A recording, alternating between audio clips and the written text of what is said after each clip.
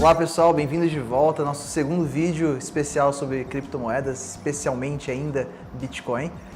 Vídeo anterior que a gente liberou para vocês, a gente estava falando sobre tudo que aconteceu, né? Então eu dei o exemplo de que é como se você estivesse chegando na 7ª temporada de Game of Thrones sem entender nada. Agora você já entendeu, se atualizou, então vamos pensar daqui para frente. O que vai acontecer? Safira está aqui de novo comigo para a gente falar mais ainda e eu sei que para todo mundo interessa o futuro, né? O passado é super legal, a gente conta boas histórias, mas o que vai acontecer daqui para frente?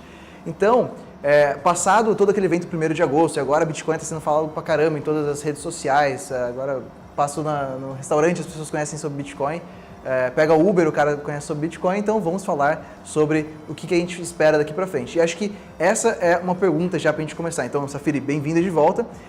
E, primeira pergunta, né? Assim, você sempre falou que você tem uma visão sobre tudo isso, né? Uma tese de investimento sobre o futuro do Bitcoin. Queria que você falasse um pouco o que você enxerga daqui para frente, né, para ele e para as outras moedas.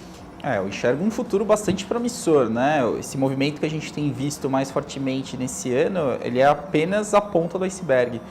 Me parece, vários indicadores alimentam essa visão de que a perspectiva não só do Bitcoin, mas também das outras moedas digitais, é de ter aí vários e vários anos, talvez décadas pela frente de valorização. Legal, porque tem até aquela coisa que, querendo ou não, ele ainda é recente, né? Então, assim, ele tem o Bitcoin tem mais tempo, né? Mas agora que você está vendo toda uma onda de outras moedas também surgindo, me parece que o Bitcoin tem tomado cada vez mais uma cara, assim, tem avançado um pouco mais na sua maturidade, ao mesmo tempo que ele tem muito caminho para explorar lá para frente. E aí, puxando esse outro lado também de outras moedas, não sei, posso estar errado, mas desde 2016 ou da virada do ano eu tenho visto cada vez mais e mais as pessoas lançando novas moedas. Queria que você trouxesse uma visão, né, para a galera que está assistindo, tanto de como é que funciona esse outro mercado, né, quais são outras moedas, se existem moedas com características completamente diferentes ou tamanhos completamente diferentes, né, se existe alguma que se equipara ao Bitcoin, né, por que existe tanta coisa diferente agora? Legal. Primeiro vamos contextualizar um pouco, né? Esse movimento que está acontecendo de forte valorização das outras moedas, a gente tem paralelos, né, na história de movimentos muito parecidos com esse. Talvez o mais próximo seja realmente a bolha.com, que veio ali no início da internet, onde basicamente bastava você ter .com no nome da sua empresa que você já conseguia captar alguns milhões de dólares para fazer o negócio acontecer. Eu enxergo um movimento muito parecido agora com as novas moedas digitais e os ICOs que têm surgido tanto. O que a gente pode também tirar como lição da bolha.com? Apesar de boa parte das empresas ter ficado pelo caminho e muito dinheiro ter sido perdido em investidores que entraram em valuation sem sentido, também da bolha.com surgiram o Google, a Amazon, o Facebook e todas essas ferramentas que a gente usa no nosso dia a dia. Então, no mercado de moedas digitais, eu acho que a gente deve sofrer um movimento muito parecido com esse. É um pouco prematuro para dizer timing dessa depuração, mas me parece ser a tendência. Então, para a gente entender um pouco mais o conceito dessas moedas e as características que cada uma delas tem, eu divido elas basicamente em duas grandes famílias. A gente tem as moedas digitais mesmo, efetivamente, cuja função primordial é servir como meio de pagamento. E aí, dentro dessa família, a gente tem o Bitcoin como a primeira de todas, né? A rede de pagamento ponto a ponto que foi publicada lá no white paper original de 2009. E a gente tem 3 destaques hoje dentro dessa centena de oferta de moedas digitais que a gente tem, que vão nessa linha de serem instrumentos de pagamento. São elas o Dash, a Monero e a Zcash. Essas 3 são protocolos essencialmente de pagamento. A outra grande família que a gente tem dentro dessas moedas digitais são as moedas que eu chamo de protocolos de infraestrutura. E aí nelas o Ethereum de longe é o maior destaque, né? O Ethereum tem sido muito utilizado, ele é a base de quase todos os ICOs que têm saído recentemente. E tem alguns outros protocolos ainda menos maduros que também estão saindo dentro dessa mesma proposta, de servir como base para a construção de novas aplicações. Legal. Só para dar uma esclarecida, você falou Dash, Monero e Zcash, né, que são outras moedas que surgem como com a perspectiva de serem meios de pagamento. Qual que é a diferença entre elas? É uma coisa que destoa muito de uma para outra? Elas são muito, muito parecidas. Para você diferenciar, exige um nível de conhecimento técnico um pouco mais profundo. Mas, basicamente, o que elas tentam fazer? Elas tentam corrigir uma questão que para elas é um problema do Bitcoin, e aí depois eu deixo para cada um avaliar se isso de fato é um problema ou uma característica, que é a questão da fungibilidade, né? Pode parecer palavrão, mas não é nada disso não. Fungibilidade é uma das funções primordiais de uma moeda. O que isso quer dizer? Isso quer dizer que uma nota de R$10 que eu tem que cumprir as mesmas funções e propriedades de uma mesma nota de uma outra nota de R$10 que você tenha na sua carteira. No caso do Bitcoin, pela forma como as transações são validadas e pela própria lógica de funcionamento do blockchain público do Bitcoin, essa fungibilidade não necessariamente é 100%. Você pode ter Bitcoin vindo de uma determinada origem que eventualmente pode trazer ali alguma propriedade positiva ou negativa para a moeda. Todas essas 3 moedas que eu citei, elas trabalham muito no conceito do Zero Knowledge Proof, que é o quê? São formas de você conseguir validar aquela transação também através de criptografia, mas sem carregar o histórico anterior que aquela moeda teve até aquela transação chegar na sua carteira. Entendi. E aí você tinha falado do outro lado, né, onde se enquadra principalmente o Ethereum, que aí uma outra frente não necessariamente usada como moeda. A gente sempre escuta muito, né, até as primeiras vezes que comecei a ler mais sobre o Ethereum, era a questão dos smart contracts, né? E essa foi uma pergunta que chegou pra gente um tempo atrás por e-mail, né? O que era isso? Qual que era a diferença disso eventualmente pro blockchain que é usado no Bitcoin? Eu sei que é uma coisa um pouco mais técnica, né? Mas depois que eu comecei a entender mais, eu vi que era algo interessante, né? Dá para explicar uma forma simples assim, o que é um smart contract? Claro. Não, o conceito é interessantíssimo, com certeza também é uma prática que deve entrar no dia a dia das mais variadas indústrias de agora em diante, né? Basicamente, o que é um smart contract? É você escrever em forma de software um contrato tradicional, né? Que acabar com o papel. além de você acabar com o papel, você consegue programar em forma de software as condições estabelecidas num acordo formalizado da forma tradicional. Então, a partir dali, como o que você está construindo é um software, você consegue estabelecer alguns gatilhos e ações que podem ser condicionadas a tempo ou eventos externos. Basicamente é isso. O smart contract, o conceito de smart contract tem um potencial muito grande para gerar eficiência operacional nas mais variadas indústrias.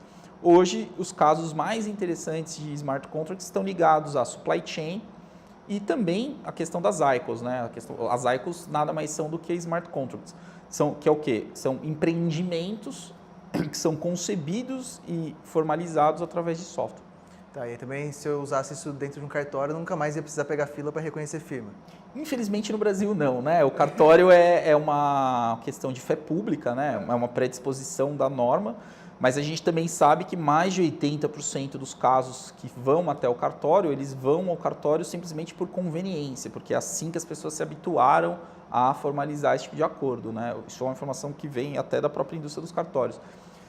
Mais de 80% dos casos de transações bilaterais, você pode homologar isso de qualquer forma, desde que as duas partes estejam de acordo com aquele mecanismo de validação.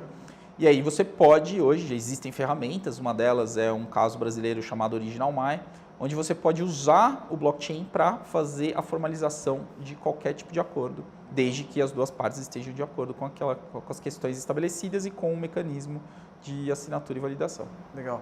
E aí eu fico pensando, né? Porque quando você fala, o Bitcoin está ainda a ponta do iceberg ainda, né? Assim, tem muita coisa para se desenvolver. Você tem outras moedas vindo com propostas de mudar a forma como a gente usa meio de pagamento. Você tem uma outra tecnologia que traz contratos inteligentes. O que a gente espera daqui para frente? Assim, me parece, e aí eu deixo você confirmar, que isso assim, é inevitável que esse tipo de tecnologia siga prosperando, se desenvolvendo, e que isso, lógico, carregue valor consigo. Uhum. O que a gente está vendo agora é o nascimento do que os especialistas têm chamado de Internet of Value, né? A internet dos valores. Porque até então, como que a internet funcionava? Ela é uma rede muito eficiente, né? Inclusive esse vídeo que você está assistindo está sendo transferido sem a internet, não seria possível de estar sendo vinculado. Só que a internet funciona atualmente basicamente como uma rede para troca de informações, né? Valores passam pela internet, mas através de estruturas externas ao funcionamento da internet. O que o blockchain faz é colocar essa camada adicional na infraestrutura que já funciona da internet para permitir que também valores sejam transacionados.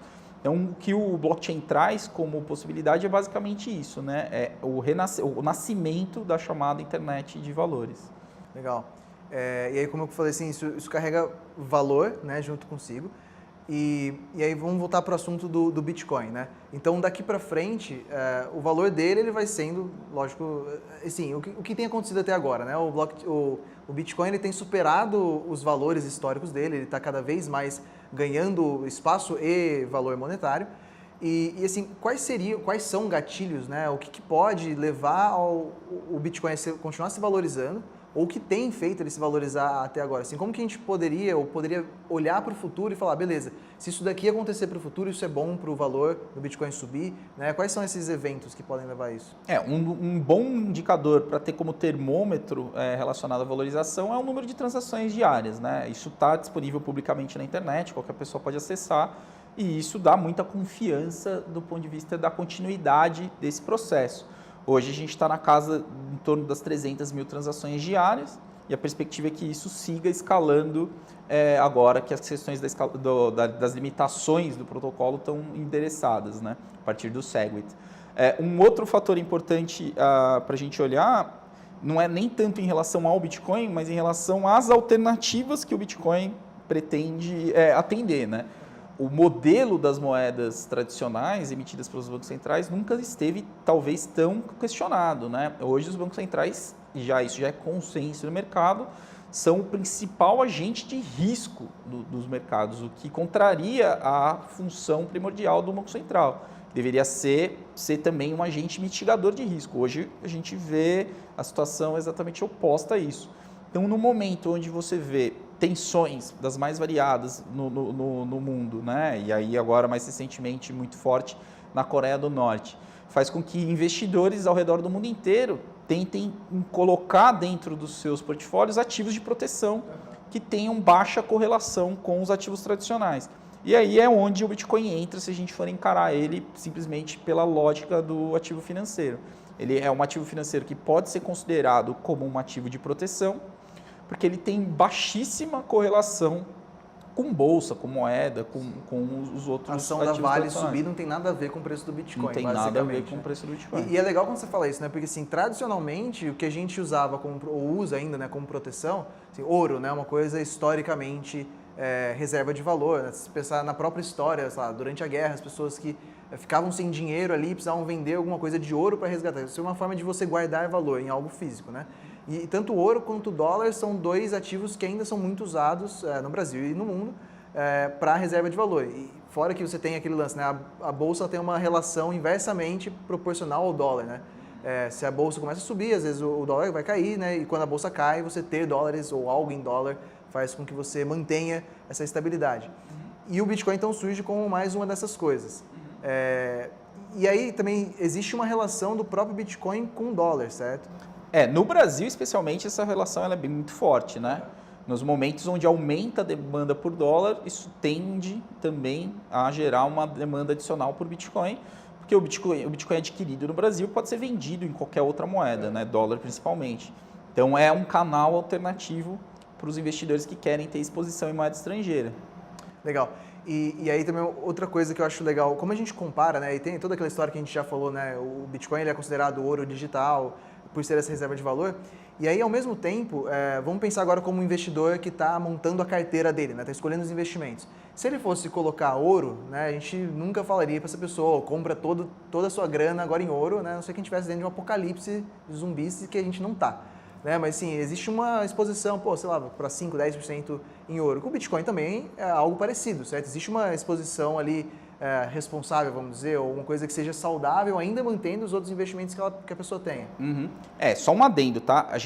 A visão de que o Bitcoin tem potencial de se tornar uma boa reserva de valor. Ele ainda não pode ser classificado como uma, porque a gente tem que considerar que o Bitcoin ainda é um ativo muito recente e que ele tem um histórico nos últimos anos de valorização substancial, né? E o conceito de reserva de valor não é algo que lhe traga grandes valorizações. É algo que preserve, de fato, o seu poder de compra. Ainda o Bitcoin, então, a perspectiva é de que o Bitcoin venha a se tornar uma boa reserva de valor num futuro talvez mais próximo do que a maior parte das pessoas acha.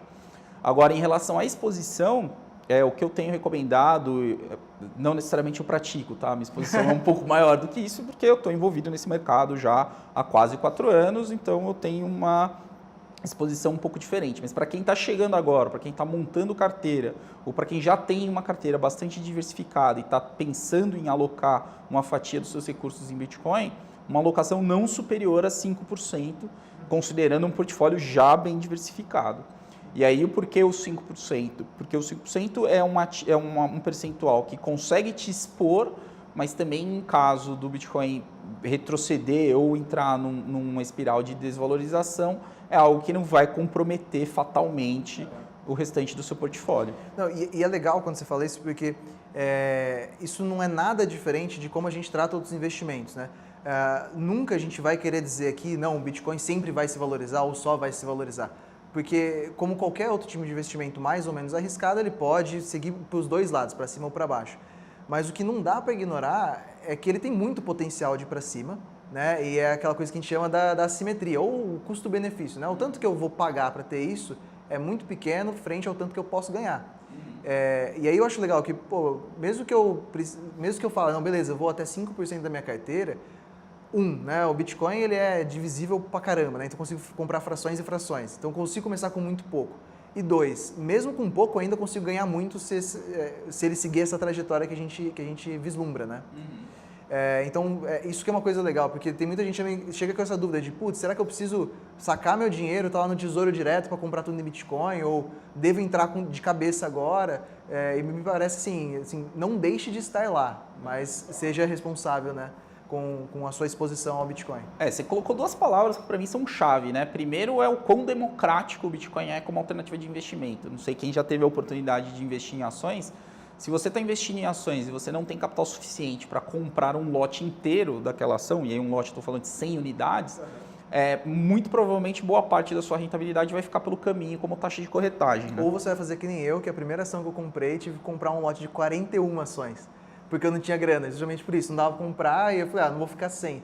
E aí você entrou no mercado fracionário, já era. Já era, você não consegue mais liquidar a sua operação. Ações, né? Exatamente. O investimento em Bitcoin não, né? O Bitcoin, como ele é infinitamente divisível, ele não tem nenhum tipo de barreira de entrada.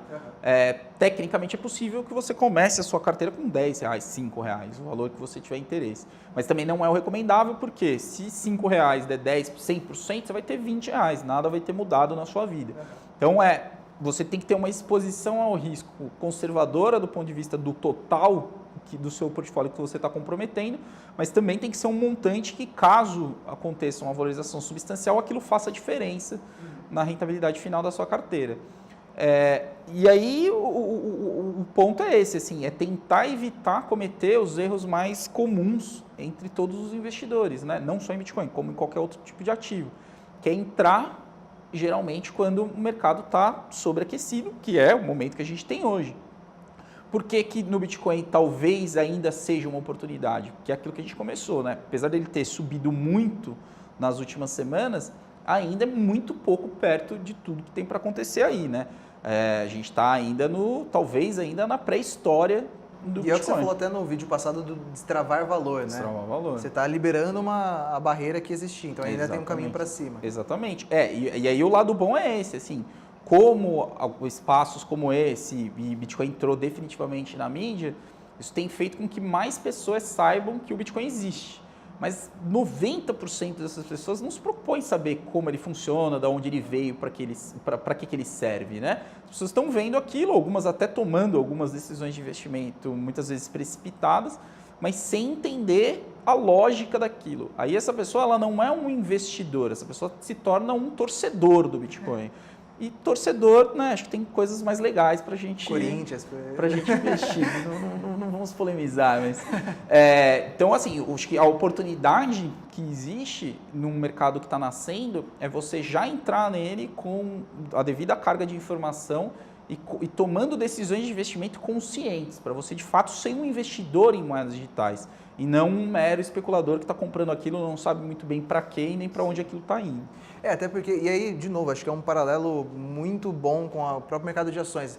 Se você comprar ações só porque alguém te falou, compra esse negócio aqui, daqui a pouco você vai ter uma alta na ação, você não sabe por que isso aconteceu, tudo bem, beleza, vai lá, bota o lucro no bolso. Mas se a ação um dia abre com 10, 20% de queda e você não sabe nem de onde está vindo a porrada, né? Não tem como você ser um investidor dessa forma, né? Então o conhecimento ele é fundamental, ou assim, um guia é fundamental para que você entenda o que você está fazendo. Porque senão, assim, se definiu perfeitamente, você vira um torcedor. Você vai comprar lá, torcendo para que aquilo se valorize. E muitas vezes, nesses casos, a gente faz o completo oposto do que a gente deveria, né? Compra na alta e vende na baixa. E tem um outro ponto também, né? O que a gente está vendo agora é uma onda importante de valorização, né? E no meio do vendaval, qualquer pipa voa, né? Então é isso que está acontecendo. Não tem muita análise nas últimas semanas para justificar por que o Bitcoin tem subido tanto, por que o Ethereum subiu de 9 para 300 e poucos dólares dentro de um ano. É simplesmente um movimento de onda, né? Uma onda. Então o que é importante? O importante é saber como se posicionar também no momento que a onda quebra, né? E isso é uma das missões que a gente pretende atender nesse espaço. Legal. Bom, queria que você desse aí uma última mensagem, uma mensagem impactante para a galera. Então, sobre o que você vê, o que você enxerga, né, de tudo que você vem trocando de ideias com a gente aí nos bastidores, o que você acha sobre isso? Tá. Muito provavelmente vocês devem estar querendo saber para onde vai o Bitcoin, qual vai ser o preço do Bitcoin. Infelizmente, eu vou ter que frustrar essa expectativa porque eu não tenho a menor ideia. O que eu posso dizer é que a perspectiva é de valorização substancial. E aí, pegando um gancho do que você colocou, a probabilidade disso se multiplicar várias vezes é muito superior à perspectiva dele voltar e desvalorizar substancialmente. Então, o que a gente tem que fazer? É buscar informação, tomar decisões conscientes de investimento baseado nessa informação que a gente consumiu e estar sempre aberto e exposto uma fatia do portfólio para investimentos não tão tradicionais, porque são neles que a rentabilidade está guardada e reservada. Legal, isso que você falou por último, né?